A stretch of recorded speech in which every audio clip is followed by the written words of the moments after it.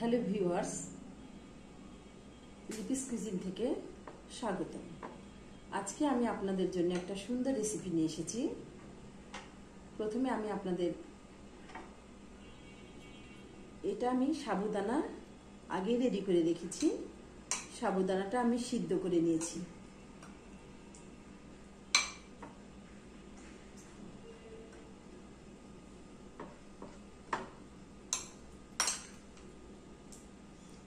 এই রেসিপিটা আসলে খেতে অনেক টেস্ট। তারপরে আমি এখানে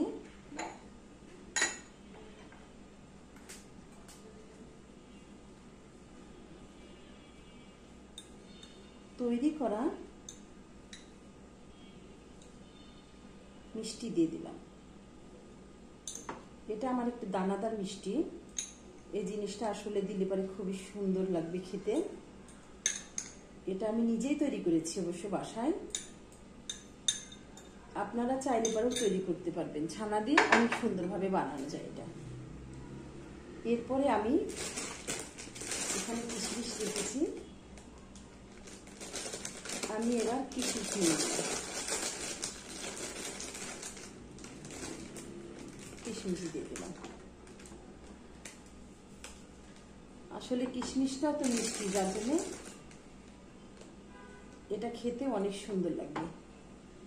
কিশমিশের পরে আমি এখানে রেখেছি বিদেশি কিছু বাদাম। এই বাদামগুলো আমি এর সাথে অ্যাড করে দেব।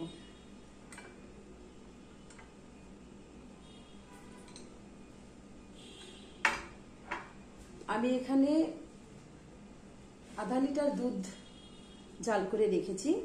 আমি এই দুধটা দিয়ে দিব।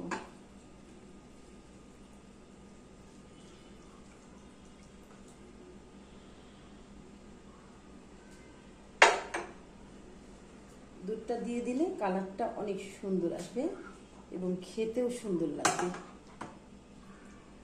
আপনারা কখন এটা খেয়েছেন কিনা জানি না, তবে এটা খুব সুস্বাদু একটি খাবার। এটা খেতে খুবই সুন্দর লাগবে। এটা আমি সবসময় বানাই, কারণ আমার বাসাতে যখন ছোট ছোট বাবুরা আসে বেড়াতে, আমি তাদের জন্য তাদের উদ্দেশ্যে এগুলো বানাই। আর বড়রা তো আসলে পরে সেটা তারা খাইয়ে এটা বানাইলে, কিন্তু বাচ্চাদের উদ্দেশ্যে আসলে এটা বেশি করা। তারপরে আমি এখানে পাকা আম দিয়ে দেব। পাকা আমটা দিয়ে দিলে জিনিসটা আরো অনেক সুন্দর হয়ে যাবে।